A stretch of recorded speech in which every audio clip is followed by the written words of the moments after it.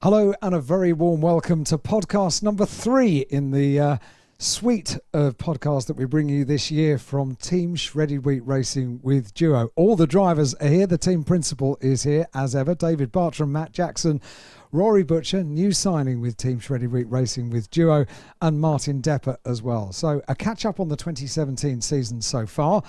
And also the opportunity to introduce to you all Rory Butcher, who has made his debut now with the team. He knows what BTCC racing is all about. So David Bartram, first of all, an overview of the first half of the season, because of course we get the season underway and then we have this lengthy summer break, don't we? That lengthy summer break was not a quiet summer break for any of you, was it? Just explain to us why. Far from it. Yeah, I mean, it's just the year really. It's been a really strange year. It's not been a straightforward year by anything. Obviously, unfortunately, Luke had that accident up at Croft, and that made sure the break in the middle was somewhat intense. We had to create a whole new car, find the driver, get it to Knockhill, and race it.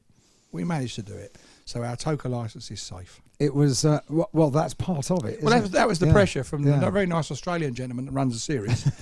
He said, "G'day, mate, fair dinkum, how's your kangaroo?" All that. And basically, mate, you've got to have your car at Knockhill. Otherwise, you're going to have to be losing that licence, mate. It's not a very good impersonation. That was what the gist of the conversation was. So that was it. We had to build a car very quickly. And, yeah, the boys pulled out all the stops and achieved everything we needed to achieve. We got it to Knockhill. It hadn't turned a wheel, other than a very, very brief shakedown. So, yes, it turned a wheel, but nothing in anger. And I'm very proud to say the car never missed a beat, no faults, no breakdowns, no problems, just the driver. That was the problem. As far as the car is concerned, we'll get to Rory in a couple of moments. He'll take all of this. He knows what the team. He's used to it. Welcome on board. Sorry. No, I thought Stuart Lyons was here, then I could have uncoherent mumbling. As far as the car is concerned, it took a lot of hours. Yes, it did. It took a lot of late nights as well. Yeah, I mean, it's not just the team. You know, we normally make everything in-house, including the shell. But, you know, with the busy season underway and the holidays and all the things going on at that point of the year, we entrusted the shell build to Willie Paul Motorsport, along with Richard Townsend, who is the father of all the Focuses, and he worked with Willie at his shop. And they did a miracle. They really did do a miracle in the time, and they allowed us to have the shell a couple of days earlier. I got back at sort of 2 a.m. with the shell from Willie Paul on the Tuesday before we were due to leave for Knockhill. Anthony and the bodywork department at Motorbase then produced a stunningly quick paint job turnaround, and it's more than a paint job, trust me, it's not just a squirt of paint, and that gave the boys time to, you know, literally build the car. I mean, I have to a big up for Peter Fildrew at ATEC, the pipe people, that he was on holiday.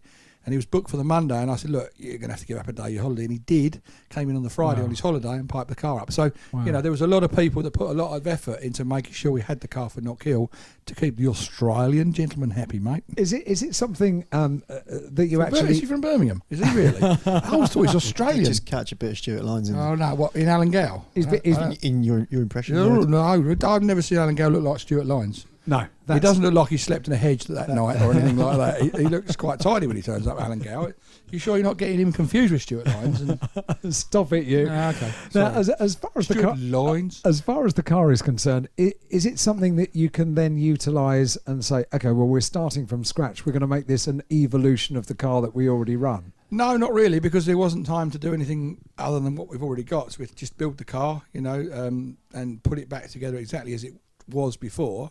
Well, not when we got Luke out of it, before Luke drove it at Croft. And, you know, and that was the thing. We needed to turn it around and get it out racing. So there wasn't really any more development. It's built exactly the same as all the other 5. Now there's still 5, but it was 6. And, you know, we've got what we've got. So it's over to Rory really now to drive the car and learn the car and carry on from there. Because obviously Rory's standing in for Luke.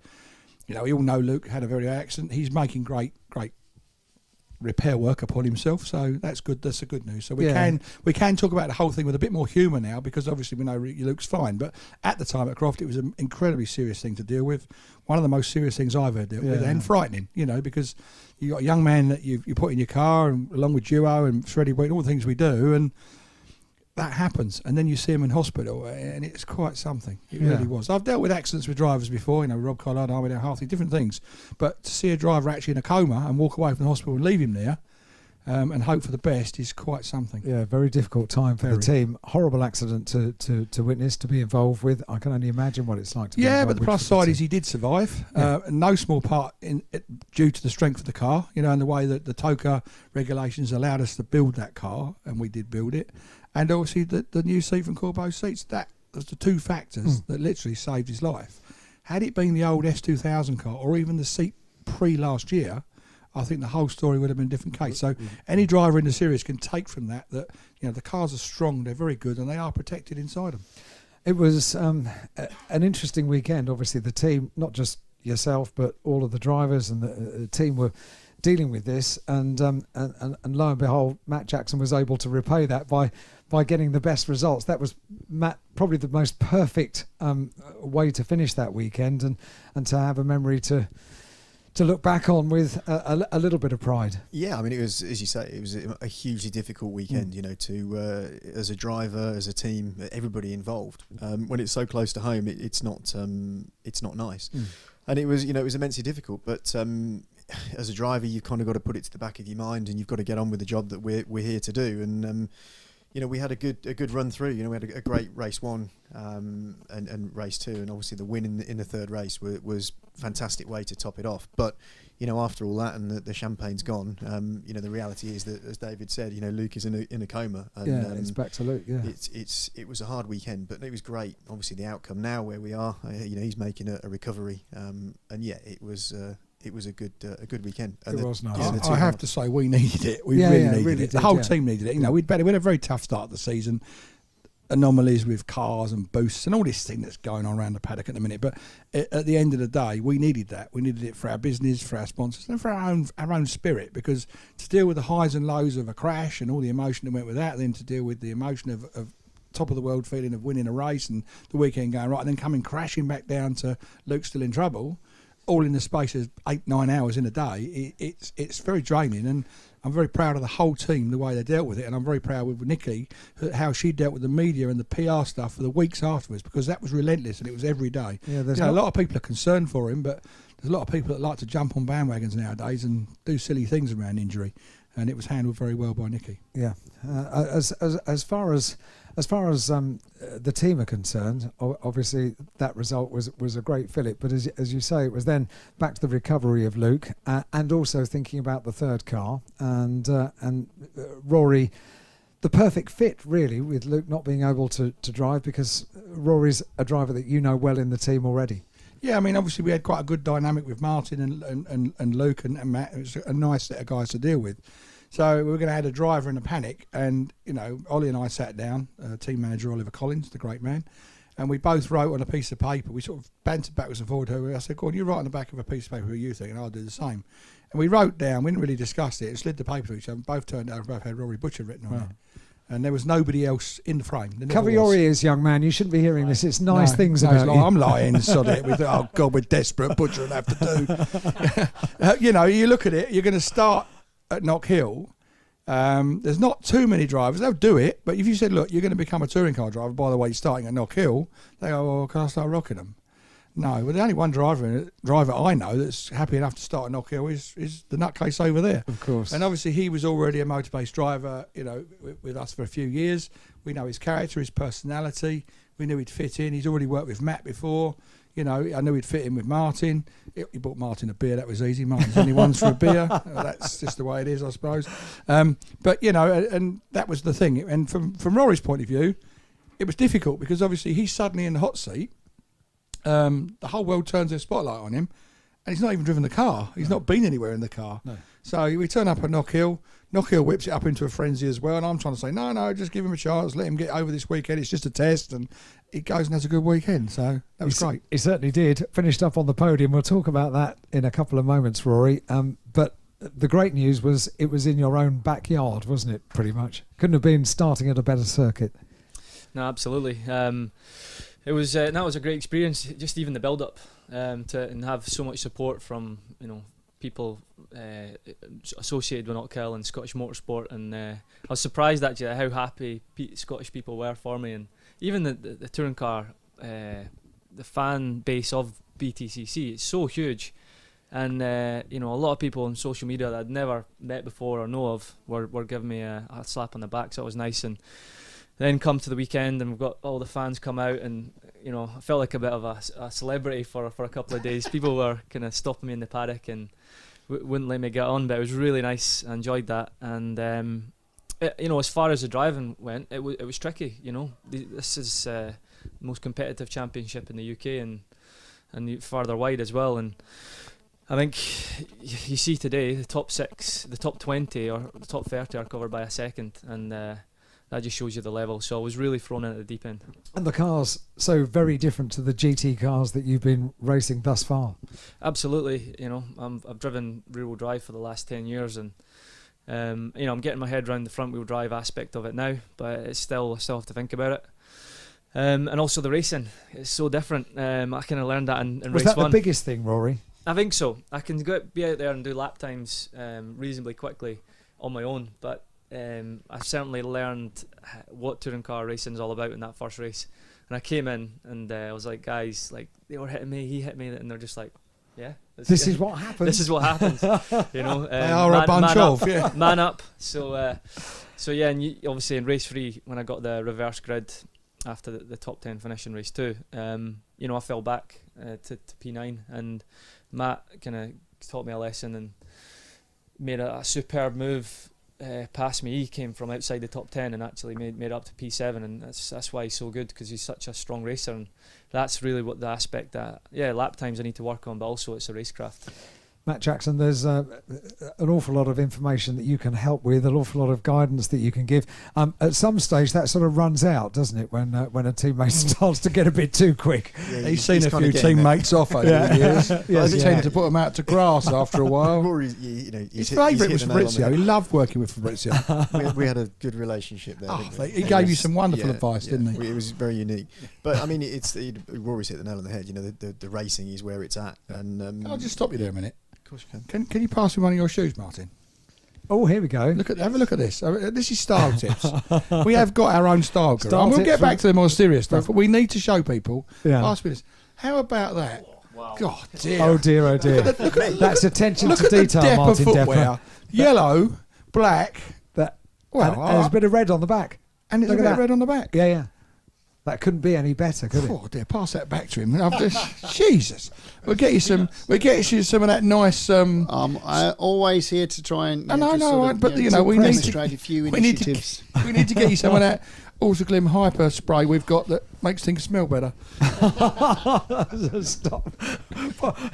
We'll talk to you about the trainers in a couple of moments, Martin. Yes. I just thought, Martin's down the end there. He's sitting there quietly behaving. Quite right. I thought we'd better bring him in on this. You're quite right.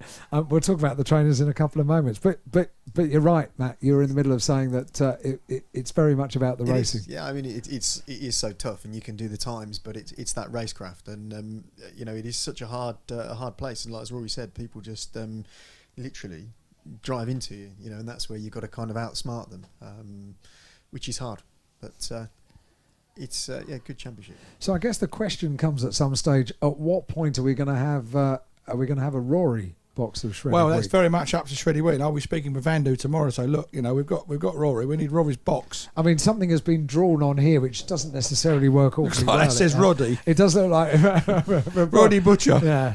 It'll do for now. It's fine. It'll be okay. I mean, we've got Martin. Martin's got a bit of a dent in his. I don't quite know what's happened to that. Yeah, Martin is a bit dented. Yeah, I don't know. Very much like his front bumper.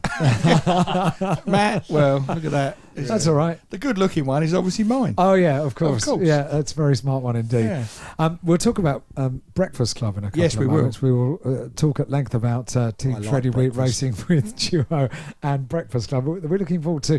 We are here at Rockingham Circuit, so 9:30 tomorrow morning is when Martin will be there. Okay, and Rory will be there. Matt will be there. And Matt will be, and David Bartram will be there. I'm never going to miss breakfast. So Martin, explain to us what Breakfast Club is all about. Or do you not know? You'll be serving breakfast tomorrow morning. He hasn't done his first one yet. Is it tomorrow morning, your first tomorrow one? morning will be the first one, but what do I expect? Well, serving up it's going to be fantastic. Bowls of shredded wheat. Yes. which I understand is something that David did at Knockhill. I did it at Knockhill. Yeah, I went round just to check it all and play with it. It's like a pump, like a pub. It's really good. I play Is with it all. really? Yeah. It's like a little Citroen van, an old French van on wheels. It's all rigged out like pumps and milk dispersers and all the various flavours of shredded wheat in the twisty thing. You know, you can get it all out. And I thought we could combine it with a duo sort of crusher or something alongside it, but it didn't quite work. So we're just doing shredded wheat tomorrow. So Martin, I think you've just had your briefing about 9:30 tomorrow No. morning. There we go. At least we all know now. he doesn't just talk about Freddie, but he can talk about his racing season. He can, which has been interesting. And we're going to have an overview Not of much, Martin's really. season. Well, I don't know. You say that. I think, to be fair to Martin, this is probably one of the hardest grids I've seen of drivers. That's amazing. You know, you had a lot of people disappear last year, and the people that came in sort of raised the game a bit, and it's made it a very, very hard place. It's one of the hardest grids I've seen in a long time. And you know, from Martin's point of view, it's made his season quite interesting in a lot of ways. Not all good, but not all bad. I mean, I was over the moon with Knockhill when all three of them went through in the top 10 of line astern. It was really quite nice, you know. And we want more of the same. Martin, how are you finding it? Just over halfway through the season. Well, essentially just 3 race meetings left to go. The season has flown away, hasn't it? What would be your overview of this year, first year with the team? Well, from a team perspective, fantastic. Motorbase and the Shredded Wheat with Duo, fantastic environment and great team. Challenging season for myself. Really, I've sort of struggled. Really trying to get the setup right with the Ford for myself. Coming at it at a weekend for myself. Is it from my normal particularly week different to what activities. you've driven before? Yeah, obviously the other series that I've done, and then the last couple of seasons in the Civic, there are slightly different characteristics to the Ford, and it's just taken me a little bit longer than I expected to sort of try and work out with regard to the various setups really as we go to each of the tracks, and you can sort of see that I always seemingly struggle on Saturday in qualifying, and then I'm Carl Fogarty fan. He was always a Sunday racer, and it's amazing that's what I've turned into as well now, isn't it? Really, so it's always disappointing when I qualify poorly because I want to do better for the team. But we can always pull something out the hat on race day, and we continue to sort of make tweaks and changes with the car, which just continues to put it in the right window for me. Has Matt been terribly helpful to you? Now and again. Okay, Yes, very of good. course. Yeah, that'll stop. I us. actually think Martin's been more helpful to Matt, if I'm honest. Go on. But when we have shakedown, he gets Martin to drive him down. It is good. Quite unfairly, I In might comfort, so I understand. Chauffeur. Oh, absolutely. Yeah. We've got a large selection of cars that we can choose from. Oh, from your fleet. Yeah, very nice too. Jackson's from Martin's fleet. That is not my fleet. Martin, I'm absolutely convinced of the answer to this, but I will ask you. I bet you've never driven in a team quite like this, where motivation in the morning for race day involves roaring like a bear at Knockhill. It's fantastic. The activities of the team and the morning breakfasts that we have. No, it really does. It really does help, and it sort of gets everybody focused. All the engineers as well as it is a great team event. It's a unique place, isn't it? It's a unique place to be. It's not what he says normally. It's the fat in charge. Yeah. Takes in the mornings. Made the urine in the mornings. made all 3 drivers roar like a bear because a bear came into the Bartram stable at Knockhill. Yeah, but didn't we roared this morning as well. Yeah, you did. Yeah, We just it's a weren't quite feature on now. key. You have to work on your roar, Rory. He just roared. You get like a repetition when he roars. Crush a grape. But this is motivation. I mean, Yeah. you're known for your morning briefings. Well, Martin's Rory's the best at the moment.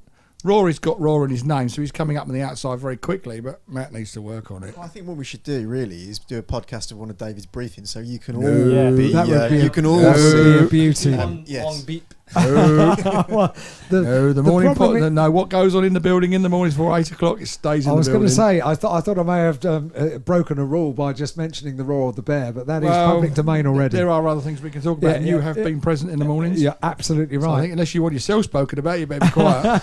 It was good motivation as well. It is fabulous to see how you do rally the team on race day. Well, we like to sort of inject a bit of humour into the day before we go rapidly down into depression with what happens through the day. Everything getting broken and damaged and the usual stuff, and the Australian coming around and sort of generally interfering. So I think that, we need to start the day on a positive note. And we try and enjoy what we do. and we smile for the face of adversity sometimes, but you can go about things many different ways. Just go about them with a smile, it's much better. So Rory, you finished up on the podium at the end of Knockhill. That was almost a dream thing to achieve with the home crowd in front of you. It was a lovely reception for you as you got up there as the top scoring rookie. So you won the Jack Sears Trophy for Knockhill. When you went into the weekend, did you think that being on the podium was a potential thing that you might be able to achieve in your first weekend? Yeah, on the podium and inside the top three was probably never going to happen. My first time, but. To get the Jack Sears Trophy, although it's not where I want to be at the moment, I want to be at the front. But it was nice because it does just say, look, you've done a good job. You've scored more points than any other rookie. And you know what, scoring points was just my goal. That's all I wanted to do. And give that back to the team, get 3 finishes, and thank them for all their hard work. So we did that job. But going back to the podium, being up there looking out at all the fans, it's amazing, so many people were there. I felt like it was a rock concert or something. Well, there is no podium great. quite like Knockhill. It was fantastic, and just lots of people afterwards. Couldn't get back to the truck. Took me about an hour to walk back. Superb. So yeah, the Scottish fans are great. We just thought he disappeared, was dipping out buying around. Yeah, I was actually in the clubhouse having a couple of beers, but yeah, that's more like it. I did rather like the moment when Rory met Gordon out on track. That was a little moment, wasn't it? It was. Yeah, absolutely. And there was been so much chat about it all week and a bit of banter. Me and Gordon were kind of just playing up to it, and actually we ended up racing. And he got the better of me, but I tried to make him work for it as best I could, and got the cut back coming out of Clark's. And we arrived into the hairpin on 2 laps in a row. We were alongside each other, and I just knew that everybody would be enjoying that moment, so it was good. I quite liked it when you and Martin went flying by and Matt was in the breeze behind you and he couldn't catch you. I thought we had to wind him up. He had issues with his brakes, so then yeah. I heard him on the radio coming up with that one. He's always got issues, mate, when it's not He's quick. got issues. Yeah. You'll learn. He'll always have an issue when he's behind you. The trouble is, it's when he hasn't got an issue and wants to get past you, you got to worry. Yeah, I learned that quite quickly. He passed fast, so He's like, Matt's coming. He certainly is. Are you a talker on the radio, Martin? Do you? Yes. Oh, yeah, Martin. yes. Me and Okay. David Let's have find out a good about this. conversation during we the races, don't we? Martin likes a little chat. Does he? Oh, yes. So is he the most talkative? The best I've had with Martin was at Croft. He Go on. was flying along at Croft, and the banter for every lap was hilarious. I know it shouldn't be, but it was. And he was going forward every time, so we just kept going. Just It keep was talking. brilliant. Yeah. I He mean, kept telling me to overtake people, and I kept going, there you go, there's another one, there's another, He did and actually. another. And then Knockhill we had a little bit more similar, but not as vocal up there because obviously the concentration area up there is Yeah. You know- lapped so small. The nice thing with Croft standing on the pit wall, you can see the driver and the car for pretty much sort of half to 3/4 of the race. So I was able to sort of make sure when I was having a go at him, he was in a straight line and he didn't have to do too much thinking and turn in at the same time. There's no hiding, is there? No. There is no hiding. there there is no hiding. No, there really isn't. We've heard from Rory about what his hopes and aspirations were for his opening meeting. Martin, what are your hopes and aspirations for the final 3 meetings of the year at Rockingham, Silverstone, and then Brands Grand Prix? Just to finish on as best a note as possible, of course. I continue to sort of improve my pace with the Ford, we're sort of closing down that top 10. The last couple of rounds have been my best results so far all season. So I've given myself a big job, unfortunately, this weekend, but nothing that I'm not used to. We should push forward into the top 10 and beyond. That's what I'm here to do. A little bit behind the time scale at the present moment, but that's what I need to do. And Rory, for the rest of the season? Yeah, it would be nice to be in a position to maybe grab a podium before the end of the year. I don't know how that's going to happen at the moment. I'm just today again didn't quite hook up qualifying, but maybe we can work on that in Silverstone and Brands Hatch. But yeah, it's just a learning process. But I think the goal is to try and be fine at the front. So. And Matt, more race wins. We need wins. Yeah. We need the independent championship. The main championship for us is kind of disappeared at Knockhill, unfortunately. So the independent has got to be the sort of key. But the only way we can do that is to win. And the idea is to win as many races as we can. But we want to win them outright, not just the independent ones. So we're pushing for everything we've got. See what tomorrow brings. And David? He wants gold dogs, not green dogs. Yeah, go on. You get your dog. Well, you get your sticker, your dog sticker. Of course. Gold dog means outright win. Green dog means independent win. I didn't know that. You've got to look at the colours. I didn't know the key to the Oh, yeah, to the and dog. I don't get too much out about the dog sticker normally. There is one when you do something wrong as well, isn't there? I'm sure. Yeah, that's the donkey. The donkey, yeah, I've had that. You've had the donkey. Have either of you two had the donkey? No, they haven't had the donkey. No one's had a donkey. You've had the donkey. The only other driver's had the donkey was Stephen Kane. Oh, okay. That's how long the donkey's been around. Right, okay. You talk about Ivan Muller's donkey. Well, they get donkeys on their doors when he saw the donkey. Oh, dear. And there have been donkey weekends. My expectations, obviously, I want to try and pull out as much of the year as we can still salvage. You know, it's not been the year we had last year. It's been difficult. There's been loads of reasons for that. Not all team related. You know, sometimes this paddock can be hard work in other ways, and it's been that this year. And I'm not going to elaborate on that because the sort of year we've had with Luke and all the different things, it just all seems to fall in line in that respect. So, you know, we'll take the 3 events we've got left. I'll ask these boys for the best job they can do. If Martin's results that he's done the last few rounds can be continued, I'll be happy. If Rory can slot into the team and get us some results, I'll be happy. And if Matt can get us some wins, I'll be happy. And that's what we need. You know, Team Shreddy Week with Racing with Duo has quite a few people that put their faith in us, and we want to make it a fun weekend all round, not just in hospitality. And of course at 9:30 in the morning when you'll be pulling the pints in the pulling the pints. Yes, we will be pulling. I don't think it'll be a pint lager. It'll be milk. You can have a choice of full skim, semi skimmed, or whatever it is, and very shreddy skinny. Weights. Yeah. Skinny. I don't do skinny, as you can see. Right. I'm a full fat person in many ways. Yes, you're right. But yeah, no, you know, it's quite nice to do things like that because you have quite a bit of banter with the people that come over. I'm looking forward to it. I'm looking forward to it as well. I can't wait. Breakfast Club in the morning. There'll be another podcast as well before the end of season 1, essentially, for Team Shreddy Week Racing with Duo. Thanks to the team principal. Thank you very much. Bartram, Thank you for everyone that's following us as well. To Rory Butcher and to Martin Depper. And we'll be back. There'll be more in the podcast series from Team Shreddy Week Racing with Duo.